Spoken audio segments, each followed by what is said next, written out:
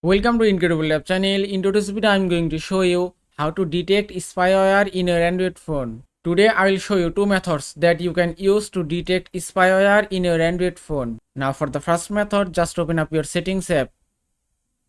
Now, from here, scroll down and then go to device care option. After that, go to app protection. Now, from here, you have to scan your phone to detect spyware. Then just tap on scan phone. And you can see that will start scanning your phone, so just give it a moment.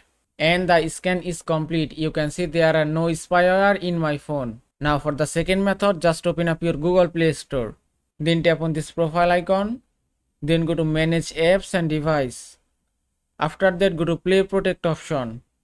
Then you have to scan your all the phone apps from here. Just tap on scan and give it a moment.